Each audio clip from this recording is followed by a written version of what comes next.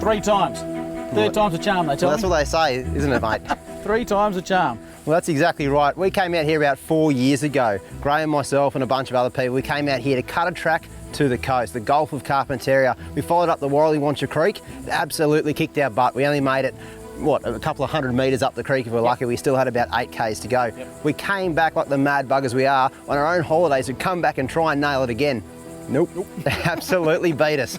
So, mate, 3 times, 3rd time lucky. This is our 3rd time. First time fail. Second time wasn't a fail. We got there again, but it was in a tinny. Yep. This time, we ain't got no boat. We're going there by 4-wheel drive. Lorella Springs, 3rd time lucky, mate. Oh, mate, I'm so excited. I'm getting an early night. Probably not much point. I'm not going to sleep. No. Let's try anyway. Here we go. Lorella Springs. Sun up, mate. We're hitting the tracks.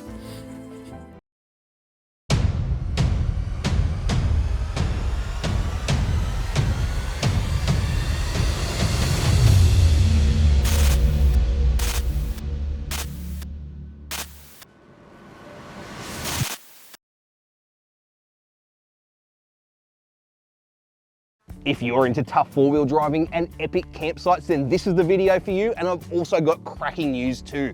Get 10% off store-wide at 4-wheel drive Supacentre. That's 10% off winches, spotlights, and heaps more gear. Just keep an eye out for the exclusive discount code in this video. And of course, enjoy the adventure. Our plan is to head north from the homestead, up towards the Warrallywancha Creek, almost retracing the exact track that we put in all those years ago that is now open to the public and allows them to reach the coast relatively easily. We're not heading to the coast the easy way though. We plan to branch off approximately halfway up and head directly east. Following along the edge of as many salt flats as we possibly can, our end goal is to reach the Gulf of Carpentaria and park up on the sand. Lorella Springs is a 1 million acre adventure playground in the Gulf of Carpentaria. It's a working cattle station, but it is also a 4-wheel drive adventure playground. This is the last frontier. Hey Shaun, I didn't expect this much water in the Rosie this far down, mate. Have a look at this. Yeah, right, mate. It's still pretty early in the season.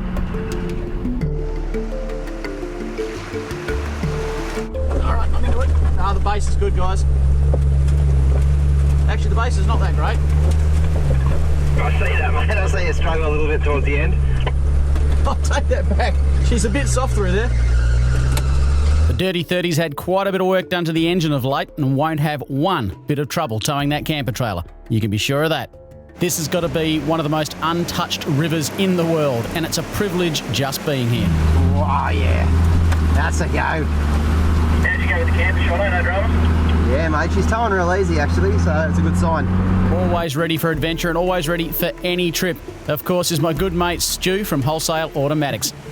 He's especially keen to try out a brand new automatic conversion in that mighty GU Patrol of his. We're not going to fail a 3rd time. I know that because we're going to give it everything. We're going to give it absolutely everything. But it's one of these places you've got to respect the land out here because Lorella Springs, it's one tough place. And don't ever think you've got it over this place because it can turn around and kick your backside so fast.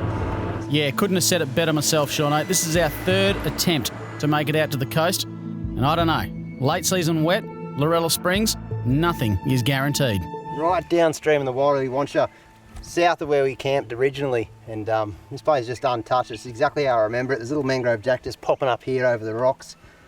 It's amazing. We just stopped on the side of the track and thought we just got to check out the river, and check out the river means quickly have a cast, and quickly have a cast means we're going to fish for about 10 minutes. So it's pretty good. Just have a look how pristine this waterway is here. It's untouched. It's one of those waterways that there's so very few of them left in the world. So to be down here in Shorty doing this again, heck, I don't care if I see a fish. Actually, that is a bold-faced lie. I'm lying to you right now. Of course I want to catch a fish, and I want to catch it before Shaun does. So excuse me, please.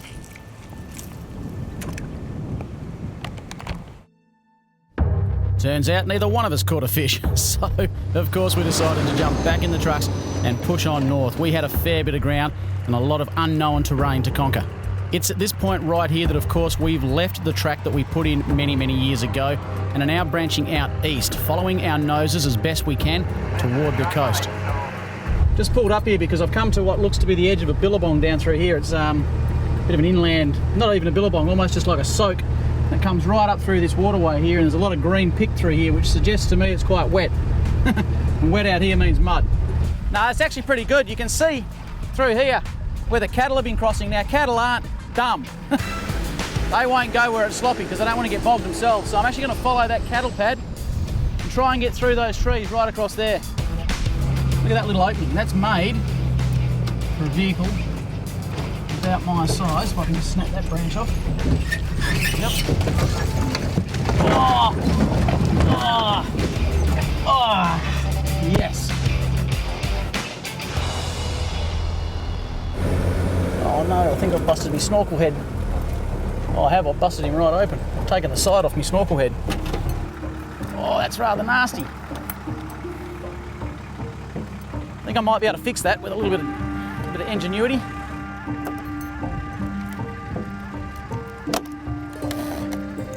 I think I might have a cable tie in the back.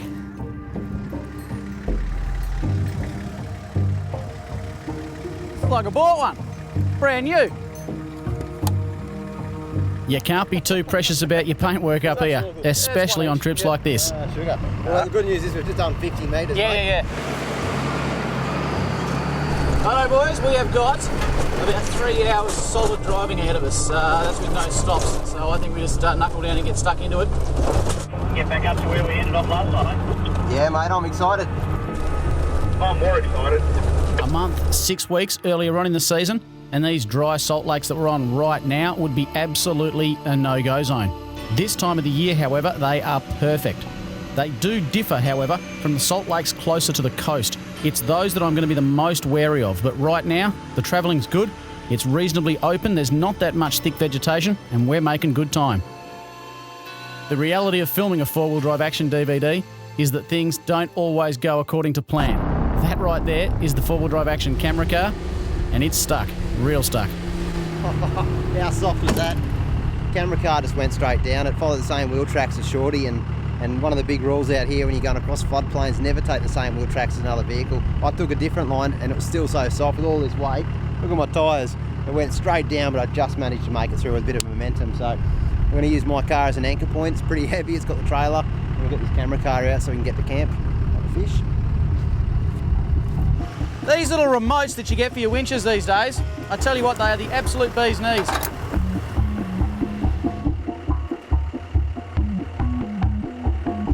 Yeah, don't do it again, all right? I won't. Trying to winch the camera car out was our first plan of attack.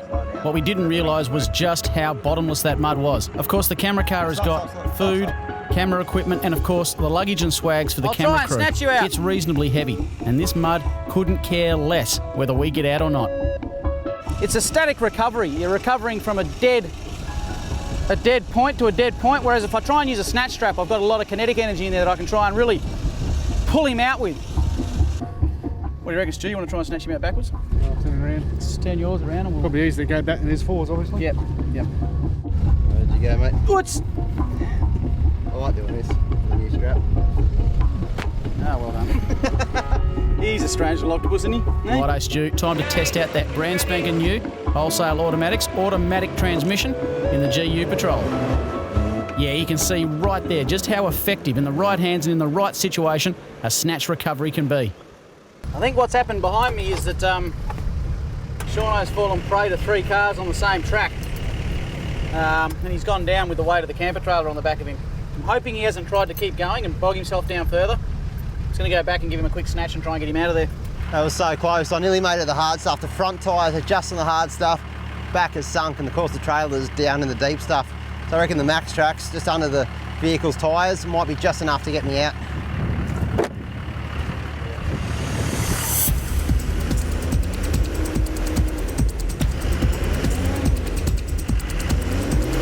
I reckon leave him there, mate, and I'll snatch it. We'll get him up on good. We'll help him out. All right, well, Shauno's what you'd call well and truly bogged. No way we're going to winch him out of here. So I'm going to try and snatch him out, at least break that suction that you've got in this mud.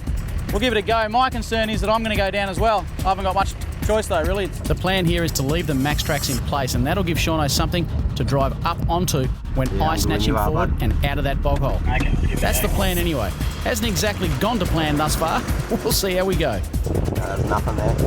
Yeah, you're going off into an angle. I need to go almost straight where Robbie. The biggest issue we're going to have here, I think, is Shorty weighs a lot less than the Dirty 30 plus the camper trailer.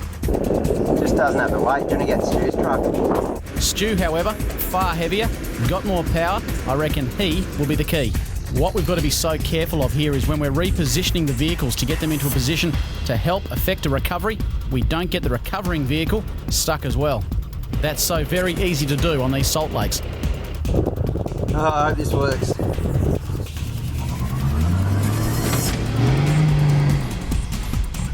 Yeah, that's good, mate. You got me out of the main bit, I reckon. Go back. Keep going back. You can see right there what difference a bit of weight and momentum makes.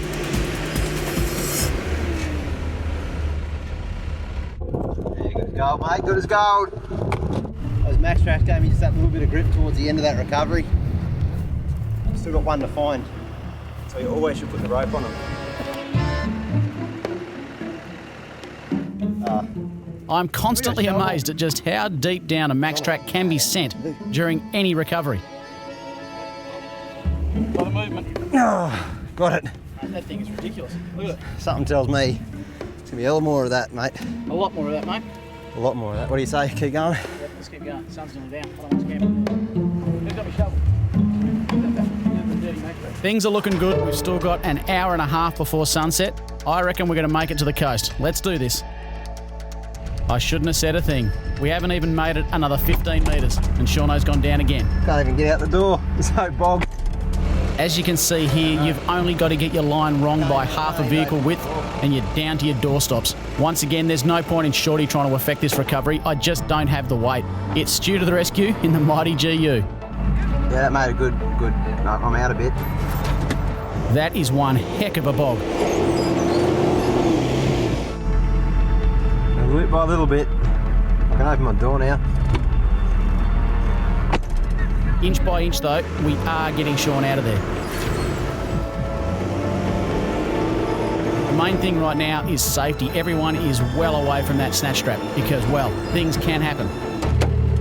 I'm really stuck. I mean, look at it. This is, yeah, wow. That's it. You're just about there, boys. Keep it up.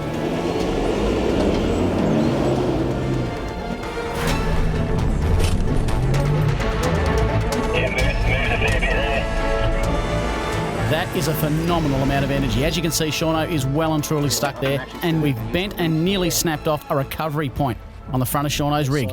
That is some forces at work, and that is exactly why you never stand close to any recovery. I really don't know what to do now, mate. I reckon we unhook this trailer. It's the only thing I can do at this situation to make the forces less. Yeah, but, unhook the trailer. but still, Moving forward, you can't get bogged again. my bar is literally held on by 2 broken bolts. Yep. Well, let's see if we can get this trailer off, because you ain't going to get out like this. And then just winch it. Then you winch yourself out, Yeah. Then we'll winch the trailer out. We'll just do it bit by bit. First thing, of course, we've got to do is get rid of the anchor. That is the trailer. One of the big problems I'm facing right now is, of course, I've sheared bolts off the chassis which hold the pull bar on.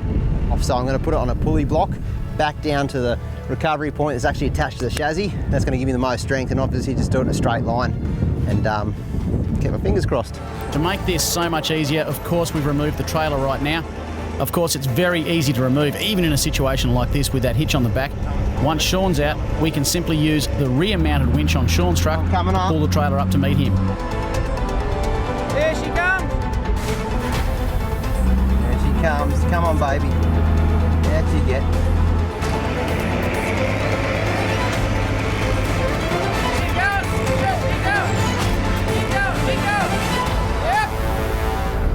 Haha, yeah. Ah, that was a big winch. Look at that wheel. Wait till you see this. Shauno might just have a couple of wheel balance issues, but he's out of the mud. Well, now that we've got Shauno out, we've got to get the trailer out. Let's hope the Mars camper's built nice and tough. The key to this trailer recovery is the beauty in the fact that Shaun's put the Dirty 30 much higher up on that sand dune. That means that he's actually pulling up on the drawbar, not down. So at all times, we're pulling the trailer up and out of the mud, not down into the mud. A couple of metres will be sweet. So, That's good. That's real good. With that sun getting low now, there's no way we're going to make it to the coast tonight. In fact, I'm just grateful that we're out of the bog in time to make camp. Right here. The old saying is any port in a storm. I reckon a salt lake right about now is a perfect spot to camp. With an abundance of firewood, plenty of flat, dry ground, well, what's the point in pushing on? Would have been good to make it to the coast, of course it would. But this, I tell you what, this will do. Setting up the rooftop tent on top of Shorty on a salt lake in the middle of the Gulf of Carpentaria, Lorella Springs, under a million-star night, doesn't get much better. I looked at my watch there at one point, it was 2 o'clock, I looked back, it was 6:30. How the heck does that happen? I guess when you're having fun and adventures like this, it just seems to go real quick. Favourite time of day right now, sun's just gone down. Got those rays in the sky, fire's cranking, and I reckon the only thing, you know what I'm going to say, that would top this off, it's a cold beer. It's exactly what I'm going to do. Get more for less at 4-Wheel Drive Supacentre with incredible deals on Adventure King's camping and outdoor gear. Take your camping experience to the next level with the amazing Grand Tourer Mark III aluminium rooftop tent, the rooftop tent that practically sets itself up. King's portable gazebos are built ultra strong with a tough steel frame, are easy to set up even by yourself, and are available in multiple sizes for the campsite or the job site. The incredible new 270-degree freestanding awning can be set up in just 40 seconds and wraps around the side and the back of your car for incredible amounts of shelter. Hit the water on a King's inflatable stand-up paddleboard for an insane amount of fun at the beach, the river or the dam. But warning, it's highly addictive. Plus there's fridges, solar panels and more to make every adventure incredible. At 4-Wheel Drive Supacentre, you get more for less.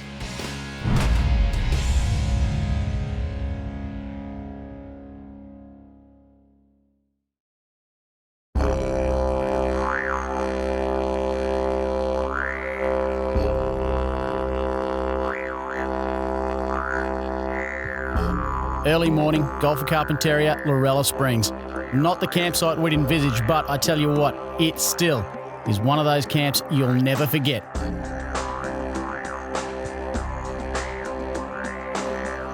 Yeah, those tracks tell a tale. That's where we've come from, and all the way out there is where we've got to go. Before any day starts though, I reckon you've got to have a good breakfast. That's exactly where I'm heading right now. And it sure does make life easy when you've got a fully functioning kitchen along for the ride. That's really good.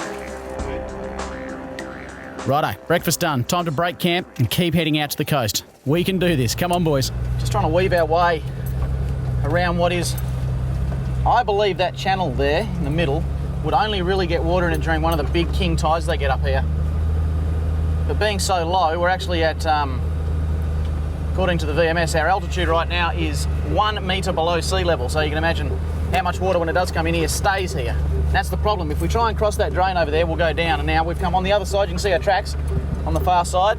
And now we're just going to try and work our way back down this finger of a drain till we get to the main salt lake. And then from the main salt lake, probably going to try and cross it at some point.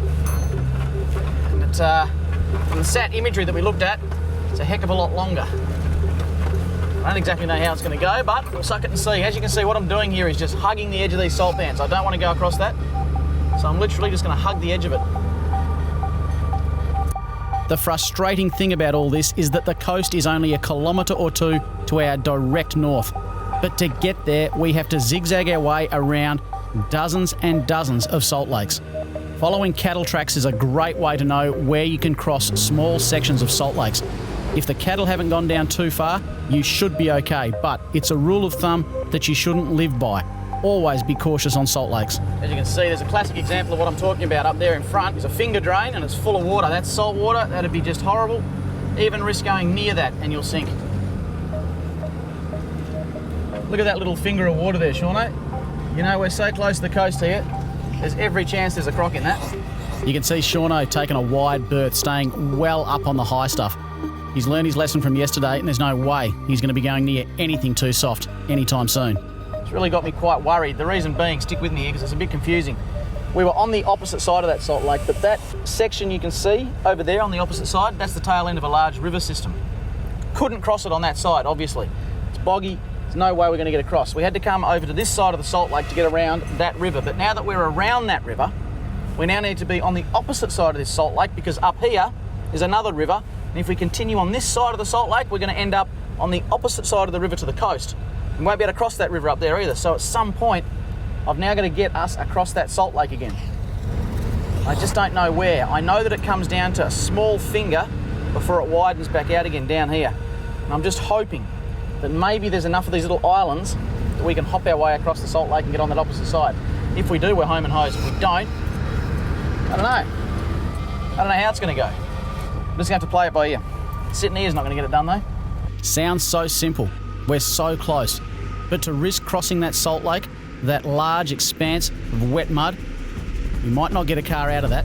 It's just not worth it. We have to keep pushing around these fingers and hopefully we can get across at some point and close to the coast. I found it. This is our crossing point. All right, let's get across here.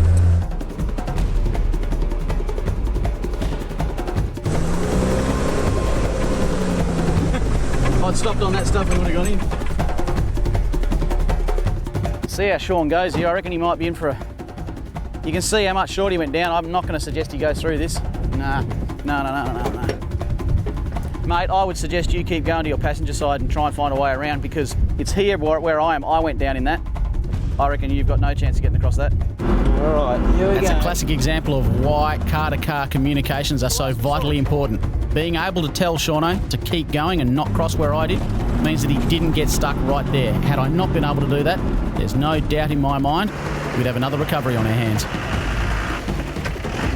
Like right where I am here, you can see where I sunk in.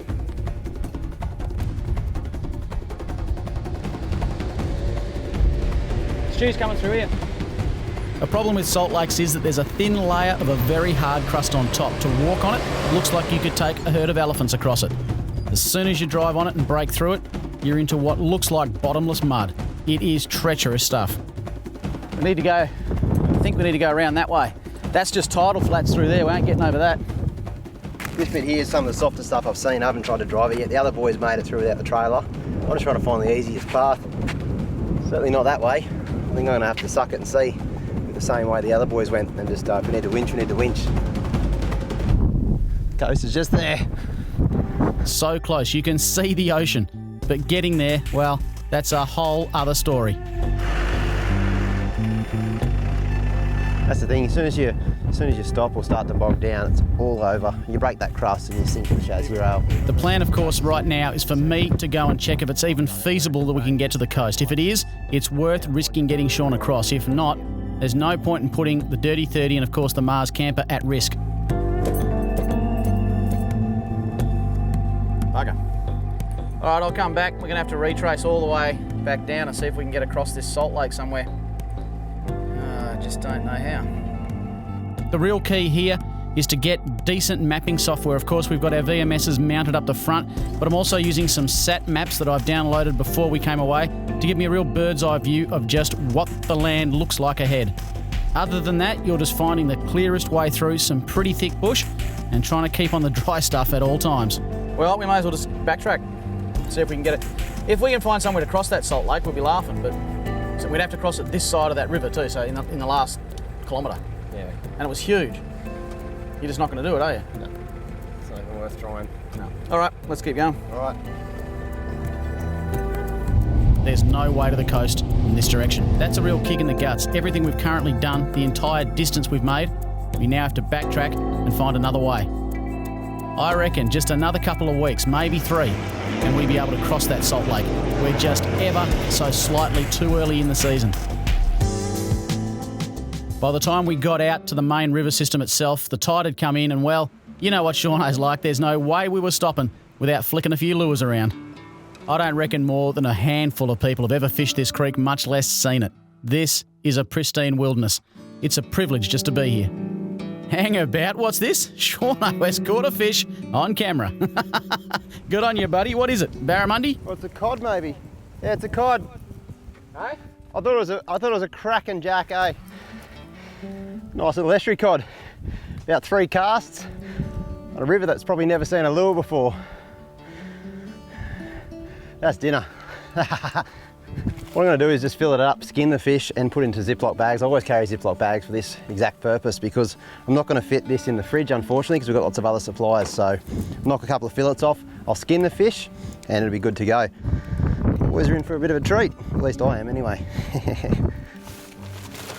Go straight in. That'll cook up nice tonight. With dinner taken care of, it was time to push on. Ahead of us, we've got a lot more salt lakes. Let's just hope we've learnt our lesson from yesterday. We're going to keep right to the edge of these and only cross when it is definitely safe to do so.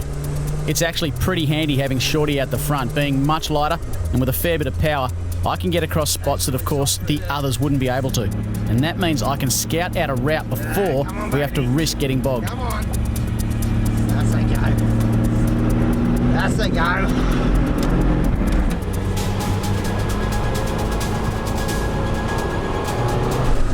It's actually quite intimidating seeing you in the rearview mirror like that. Yeah, I'm going to trailer sideways, mate, coming at you. What did I say about learning a lesson? It doesn't matter how much you try. Sometimes things just don't go your way. As soon as it started going down, they'll just stop, so I'm not too badly bogged. And there's a little tree in front of me. I might just try and winch out of that. Yeah, mate, I shouldn't be too long. You wouldn't even consider coming out here without the correct recovery equipment. What I'm going to do here, though, is put it straight through a snatch block on the back of Stu's vehicle. I'm going to half the load on the winch and hopefully pull me out easier than before. So, yeah, I think we've got this down pat now. This little section of Salt Lake was no more than a couple of car lengths long. And even so, Shauno's gone down with the trailer in just that distance. It goes to show there was no way we would have made it across that big section. Shauno, of course, is still battling with that busted up front bar. And we want to make sure that we give him every chance possible. Going anywhere, mate. What we're going to do now, I'm just pulling Stu straight back into the bog hole. So we're going to get his winch out. We're going to put a extension strap onto a tree so we can secure him. And then we should be able to pull it out. A lot of the wood out here is pretty darn rotten. You combine mud, salt, and of course big high tides that flood through here, and trees really don't get a chance to root themselves in deep. That anchor ain't going to work. I just built the tree down. Yeah, I saw that. Bigger trees. Without a winch out here and a solid recovery point, you'd be stuffed. You good? Yeah, I'm good, mate. Let's start winching.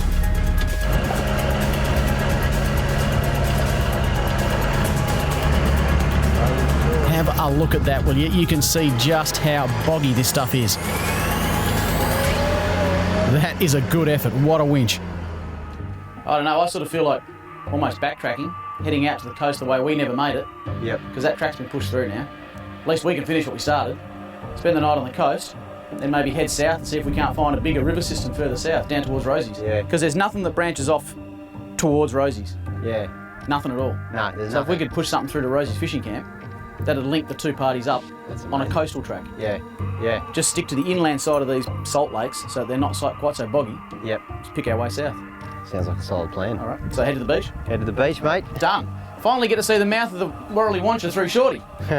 About time. It is, mate. It's been a long time coming. Bit of water over the track here, guys. Right, see money. Actually, there's a lot of water over the track here. It might be worth having a look at this, I reckon. Off the salt lakes and into the mud. It's not deep, I think. Have a look at this, will you? It's not sandy, it's just mud, mate. It's actually quite a firm base, believe it or not. All right, I'm just going to go through. I'm just going to drive through it. We're either going to be heroes or not. Second gear, low range. I've got the rear locker engaged, and I am going to give this everything I've got. That's pretty soft. That is soft. That is super soft. Whoa, that is soft. This is one of those occasions when momentum is key. The beauty of it is that it's one straight drive. There's no corners to be taken, and so you can really get into it and get yourself across. How good's that? Nobody has to tell Stu to use the right boot. He loves this stuff.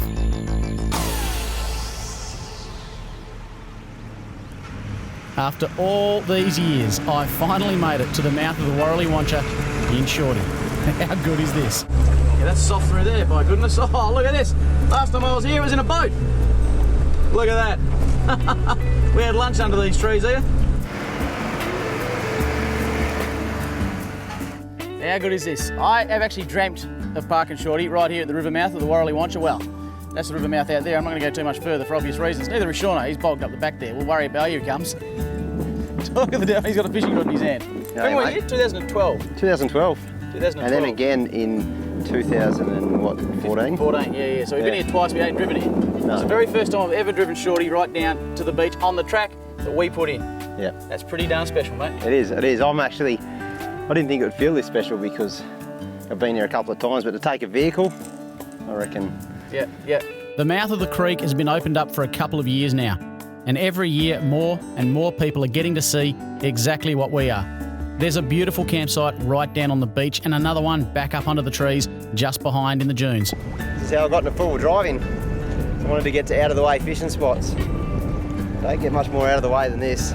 Please, if you ever make it out to Lorella Springs, you have to spend a night or two out here. You won't forget it. Right. Yep, need that. Definitely that. Definitely need that. All right, tonight we're going to cook up a bit of a barbecue. Caught some fresh fish today, of course. But before we get into that, I'm going to cook up a really quick damper. Now, it's a cheese and bacon damper, and it's going to go perfect with a cold one around a campfire. I'm going to cheat a little bit tonight. I've got a packet mix, an extreme cooking Italian herb damper. Now, it's a fancy looking one, but of course, if you don't have a packet mix, you just use a little bit of self-raising flour, a pinch of salt, and a bit of water until you get the right consistency of a damper. This makes it really easy. I'll be done in about 5 minutes, which makes this kind of cool to carry these into your camp sort of mess kit. All right, now I've got that. All I literally have to do is put about 200 mils of water. So into the camp kitchen. Having a camper trailer kitchen really does make it easy.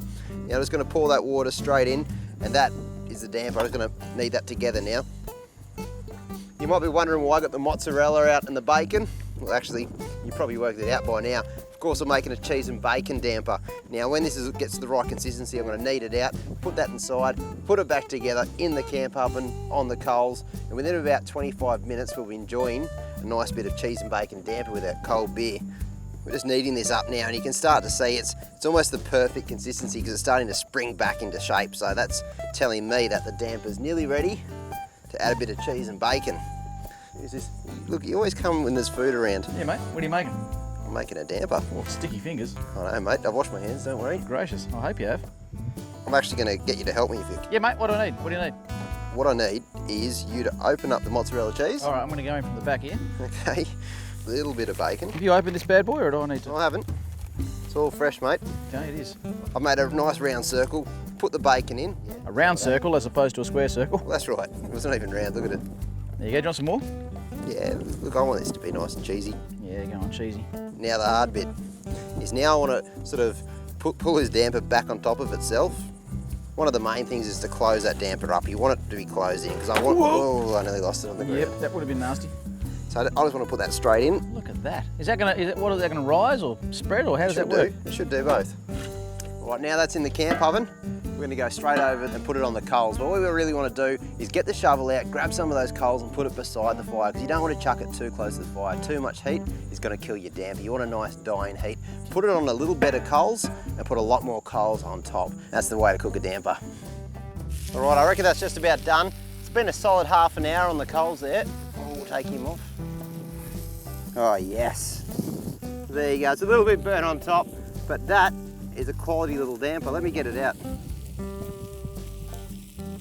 Cut me a sliver. It actually feels quite soft as well. Oh, look at that. Out. You saw that. Look out. It's amazing what a little bit of bacon and cheese can do. Yep.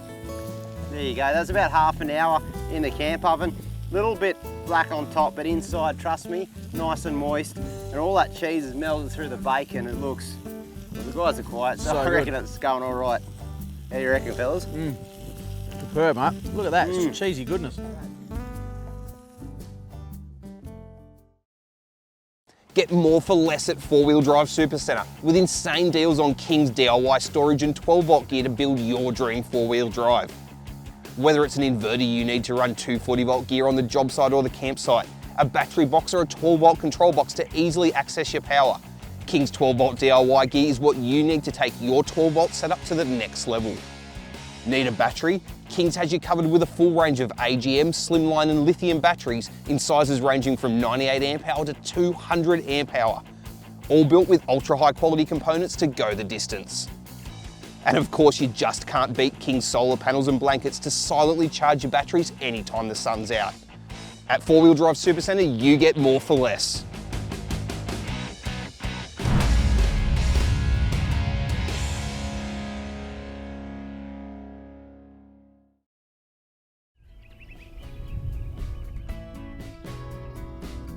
I've woken up a couple of times here, but never from Shorty and never with a camper trailer, right on the beach. This is one of the best campsites I think I've ever stayed in. I know I say that a lot, but have a look at this. Fueled up with a good cup of coffee, was time to hit the track. But first, best we discuss a plan of attack. What's the plan? Well, just looking at the VMS. Yes. And you know how we explored out that way, down to the east of the southeast? Yeah. Well, I was just looking at the VMS and there's some rivers there we haven't explored. It looks like we can get a vehicle to the bend of the river. Now, I reckon there's a whole lots of fish and I'd like to go explore. What I was thinking is we leave the camper trailer set up. There's a beautiful campsite and it's not that far away. So if we leave the camper trailer set up, we can come back to a nice established camp tonight. That tide's going to start pushing in soon, which will start pushing up those creeks, which should mean fish. Exactly right. All right, well, I'll tell you what. You good to go? Yeah, mate, you can probably give my rod back. It's not going to do you any good. As long as you're having fun. You good to go, mate? Yeah, mate, I'm good. It's a solid plan. We're going to leave what is a perfect campsite exactly as it is, set up, ready for our return, and we're going to push east to a river that we've seen on the VMS that looks like it would rarely to never see people fish it. Fingers crossed we make it, and fingers crossed we've got fish for dinner. Righto, lads, we'll start tracking south from here, and I'm just going to try and pick my way through the clearest parts of the bush as I possibly can. Can't guarantee much. There's a lot of these open areas through here, but they are interspersed with some real thick stuff like on our left. We might just have to tackle that if we come to it. Yeah, copy, Mate, it's starting to get a bit overgrown now though, isn't it? Yeah, up in front we've almost run out of this open stuff, so we might just have to push bash for a bit. We'll see how we go. Yeah, copy, mate. I'll follow Shorty. Once again, we're going to try and do this by following along the edge of salt lakes. The edges, of course, are dry. It's going to mean we have to cover a lot more distance, but in doing so, hopefully we avoid those wet sections and we make it to the creek. Yeah, I'm out in some good country now. Yep, that doesn't help me. Can't wait. Keep pushing just basically south, you can't miss me. The problem is there's no tracks out here. We're making the tracks, and that means at times you've just got to tackle the scrub. It's just so thick, this terrain. As soon as you lose the vehicle, which only takes about 30 metres to lose someone, it's really hard to find which way they went. So Graham's obviously shot through, he found a path, and I lost sight of him, then I lost the track, then he's somewhere up there, probably about 100 metres, but you never see him. That'll be him. There he goes. I can hear him. He's about 100 metres away. Yep. I could literally hear the boys' engines running, but there was no way I could tell them exactly where I was. A couple of revs on Shorty's engine, they figured out and followed their noses. Yeah, look at that. Camera crew have done it again. Robbo, what have you done? The camera crew getting bogged doesn't mean we don't show it or that we don't help out. Of course, we all band together and we make sure everyone gets through. Oh, we just got the camera car slightly bogged. So we're just trying to winch him out, but it's actually a lot more bogged than it looks. Pulling Shaun backwards. I think we're going to hook up to Shorty now and just make a bit more of an anchor point and see if we can't get him out. Just gently, gently. Failing that, we'll snatch him out. On trips like this, it's everyone pulling together to make this work.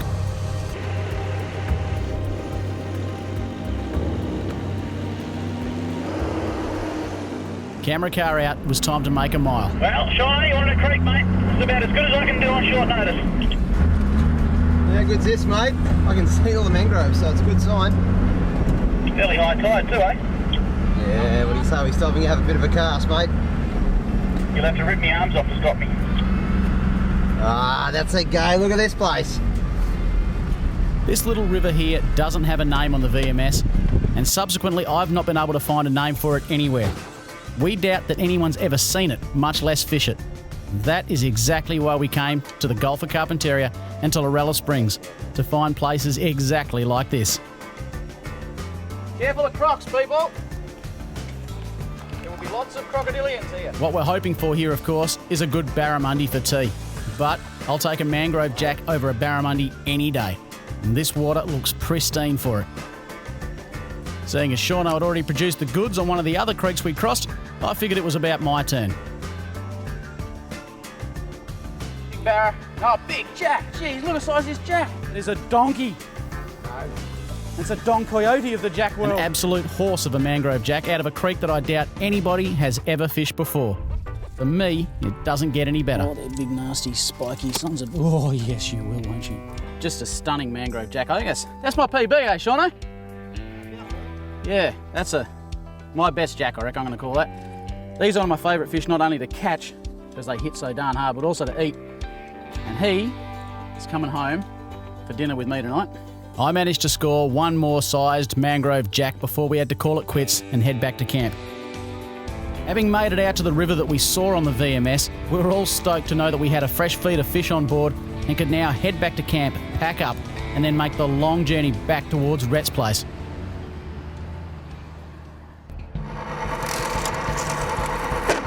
Here we go. Well, camp is looking a bit muddy, but she's good to go now. We're all packed up. We're going to head back to Rhett's place along the Rosie Creek road. It's not the road we came in on. Now, that obviously runs, as the name suggests, alongside Rosie Creek, which floods during the wet season. There's a lot of water courses that run across the track, and no one's been down it this year. We're going to be the first ones down it, so I don't know what it's going to be like. The last time I did go down that, there was a lot of big washaways, a few creek crossings. Exactly the sort of stuff that I love. So, finishing touches on the old camper trailer. We'll get going. Righto, boys, as hard as it is, it's time to say goodbye to paradise. Let's make our way back. Shaun, you're going to need a little bit of mumbo up this slope, I reckon, mate. Yep, I'm going to have to give it a lot. Sure, Shaun, I wouldn't mind being stuck in paradise. No, Stu, I wouldn't mind staying either, mate, but we have to push on.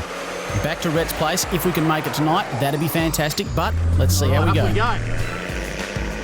Exit off the beach here is actually quite steep and extremely soft. Not a problem for Shorty, but with Shaun pulling a camper trailer up there, he's going to have to use every bit of mumbo he's got. Up we go.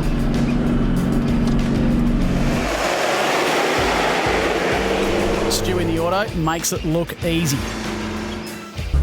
All right, here we go. Oh yeah, that's just a sloppy mess.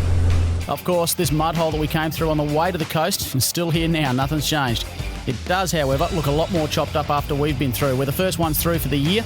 Now we've got to retrace our footsteps. This bit is a bit that worries me because you've got to turn a corner. There's some big deep ruts on this corner. It's actually the part that worries me most. Might get the trailer right way up, will you? Yep. You can see Shorty just bogs down through there, and I had enough mumbo to make it through. Oh, I nearly went down at the end. Oh my goodness. Yeah, the end bit's the nasty bit. Alright, I'll have to give it plenty then. The boys are going to have to be on their A game to get through that, especially Shauno. Alright, coming through. Oh, it's soft. I can't talk. That's it, Shauno. Keep on the loud pedal, mate. You've got this. It's just that corner that's got me concerned.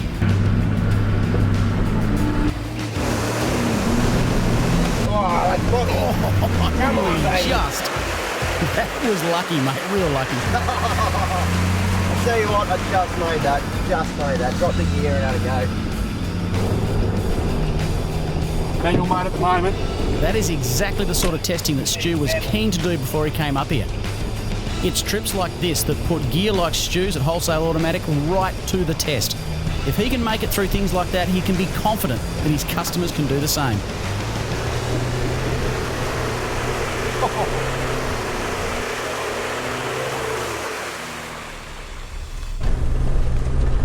Having a look at this dust, you wouldn't believe that Lorella Springs has only been open to the public a couple of weeks. Big patch of bull dust up here, lads. That is bull dust. Top end, Northern Territory, Lorella Springs, bull dust. And something tells me it'll be in Shorty for a long time to come.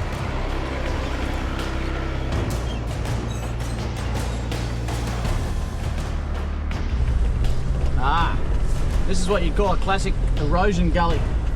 Obviously coming across here is a small tributary of the Rosie Creek. This time of year she is bone dry. Wet season, however, this would pour water down through here and off the road, or the track I should say, it's not much of a road, off the track, you get this erosion. If you look on the left hand side up here, there's a massive hole. If you were coming down this, heading towards Rosie Fishing Camp, you probably wouldn't see that. It's very possible you'd drive directly into it. Look at that. You'd get yourself into all sorts of bother. Just pays to be aware of these erosion gullies because they'll bite back. It was a bit rough getting out of there. They'll bite back if you get them wrong. You can hear the Dirty 30 working to get that trailer up there right now, and I've told Shaun about that hole on the left-hand side, and he's taken it nice and wide on the right. He's not risking falling in there. Stu comes through easy as. That auto is working really well, mate. You should be proud of your efforts you've put into the research and development of that. Our plan before we get back to the homestead was to drop in so I could show the boys a spot that I found on the very first trip back out here. It's called Nudie Hot Springs, and it's a classic little area. If memory serves me correctly, this is the hot springs down here, guys.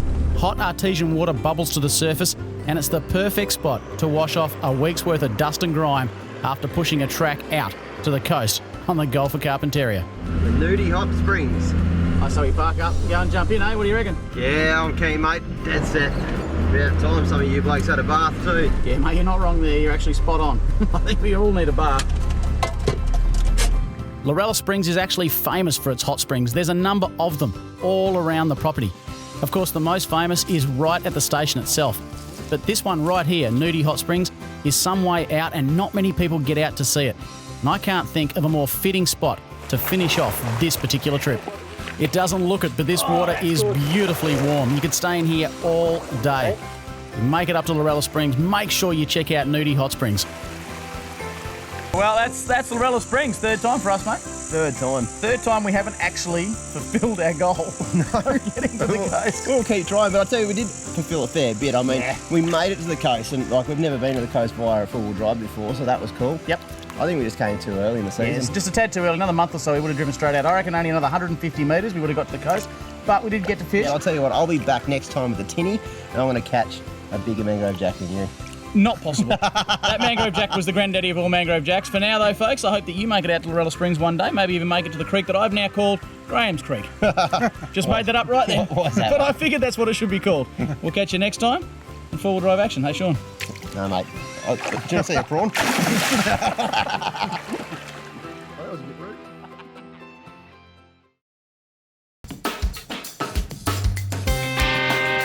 Forget building your own set of storage drawers or paying well over $1,000 for a set elsewhere, and get your hands on a set of incredibly tough and unbeatable value for money Titan storage drawers. Our entire range of Titan storage drawers have been built to handle just about anything you can throw at them.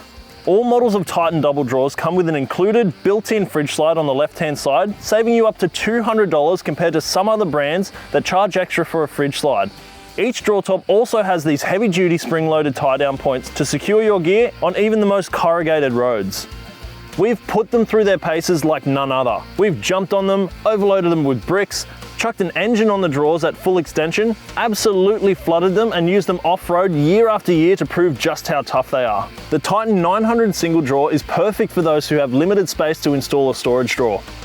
It has internal dimensions of 430mm wide, 790mm long, and 190mm deep.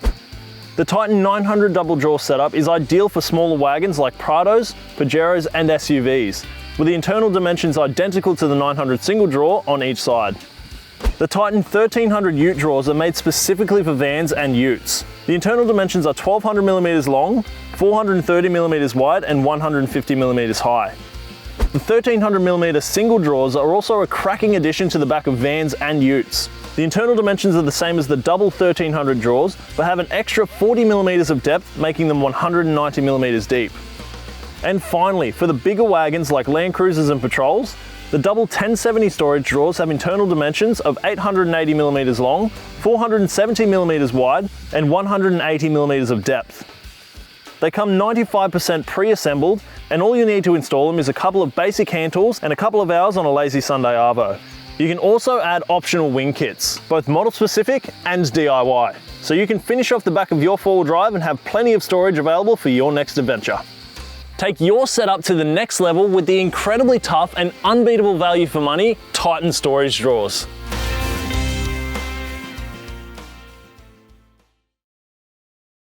If you're after a next level 12-volt upgrade for your vehicle or your next camping trip, then check this out. The Adventure King's 120 amp hour lithium battery. This uses high capacity, brand new grade A lithium iron phosphate cells capable of thousands of cycles. It's paired with a high quality BMS, able to output up to 160 amps of current. The future of 12 volt setups is here. Lithium batteries are super lightweight and still have heaps of power capacity. In fact, this battery weighs just over 15 kilos. That's about half as much as a similar capacity AGM. But that's not all. Lithium batteries have the ability to use their entire capacity from 100 to 0% and still have an incredibly long life. The reason Adventure King's lithium batteries are so good is because they use lithium iron phosphate chemistry. That means if you're using the entire 120 amp hours of capacity in this battery every day, it would still last almost 5.5 years. Some cheap lithium batteries use grade B or even second-hand cells to keep the cost down, but not here. Adventure King's lithium iron phosphate batteries use brand new grade A prismatic cells. When these batteries are assembled, each individual cell is matched with others and then grouped. Then those cells are balanced, which means that these batteries always function at their best and ensure you have full capacity.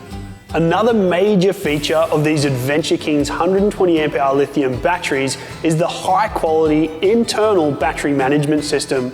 This BMS for short takes care of the individual cells. It balances them while you're charging your battery. It prevents overcharge, over discharge, over temperature and short circuits. A high quality BMS is so important, and it's also incredibly important to match the BMS to the cells and the use of the battery. A good indicator of a high quality BMS is to look for high current discharge and charge ratings. This battery is capable of charging and discharging constantly at up to 100 amps, and it can do a peak discharge of 160 amps of current. A high discharge current and a high peak discharge current are very important if you want to run things like inverters that need a lot of power when they turn on to fill the capacitors. If you're looking at a battery that has a much lower charge and discharge rate, they could be cost cutting by using a cheaper BMS. Lithium iron phosphate is a safe technology, unlike some other lithium chemistries, and Adventure King's lithium batteries are doubly safe. Not only are they sealed and safe to use in your vehicle, they've also passed a short circuit test, overcharge test, over temperature test, and a vibration test, so they're ready to be put to use. Some lithium batteries are extremely sensitive to hot and cold temperatures, and they can be damaged or destroyed by trying to use them. Adventure King's batteries though can be charged anywhere from 0 to 50 degrees Celsius and used or discharged anywhere from -20 right through to +60 degrees Celsius. They use threaded M8 terminals for high power output and easy connection.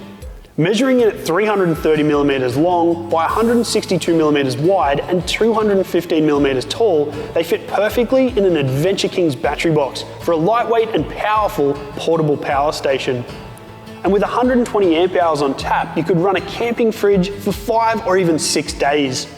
Or you can permanently install them in your vehicle for a next level super powerful setup that barely weighs anything. And for that reason, they're perfect for your four-wheel drive, motorhome, caravan, or camper trailer, where you need to be concerned about GVM and GCM limits. So if you want a safe, lightweight, super powerful, and super long-lasting lithium battery for your next level setup, you can't beat an Adventure King's 120 amp hour lithium battery.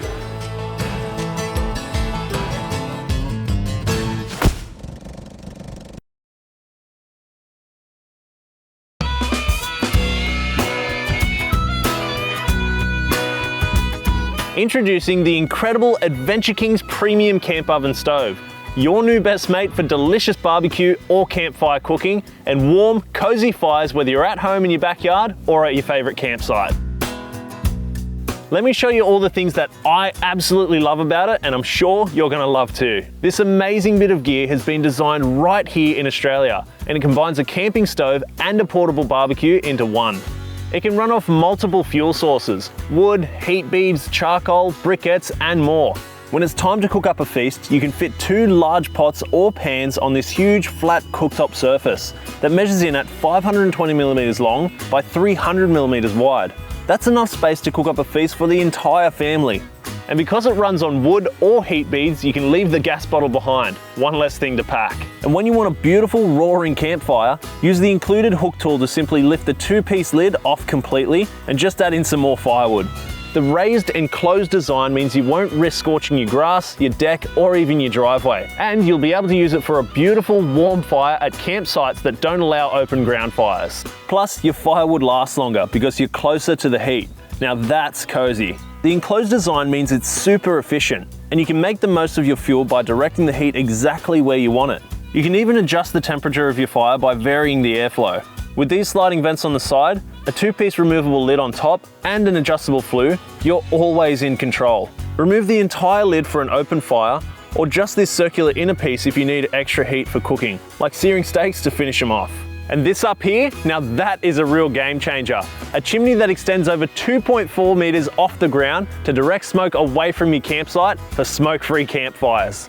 You can even position the premium camp oven stove under your awning, your gazebo, or your shed for maximum warmth.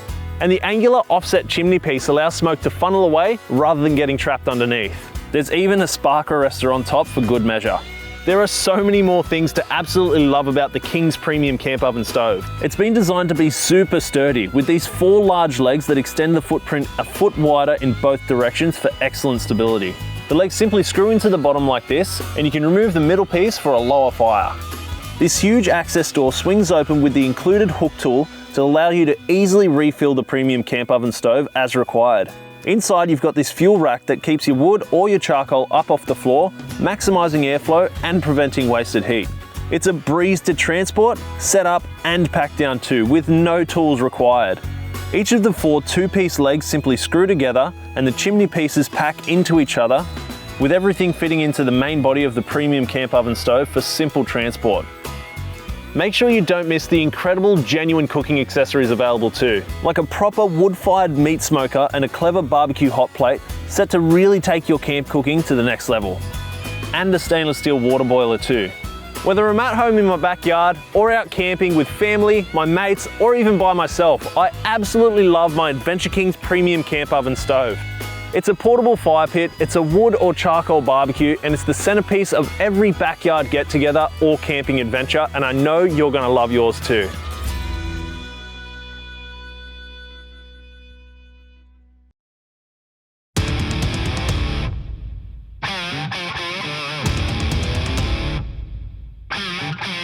You asked and we've listened. The incredible MT1 Go Anywhere camper trailer has just received an ATM upgrade to 2 tons. All new Adventure King's MT1 camper trailers will now come with the new upgraded 2-ton ATM. But don't worry if you already own an MT1, because a retrofit upgrade kit is available too. The MT1 is already an ultra tough trailer with a 1-piece 150 by 50 mil chassis that extends right from the drawbar all the way to the back of the trailer. Now it's even tougher with upgraded suspension, bearings, brakes and wheels to bring it up to a 2-ton ATM. The brakes are upgraded from 10-inch to 12-inch electric brakes. The alloy rims are now rated to 2-ton ATM. And an upgraded set of suspension arms also suit the upgraded ATM. And for existing owners, the retrofit upgrade is incredibly easy to do at home yourself. Everything just bolts onto the trailer with no modifications needed. That extra payload capacity means that you've got more ability than ever before to carry the gear that you need and still remain legal. For more information and full detailed specs on the MT1, see the 4-Wheel Drive Supacentre website. Now with a 2-ton ATM upgrade, the Adventure King's MT1 Go Anywhere camper trailer can carry more gear than ever before.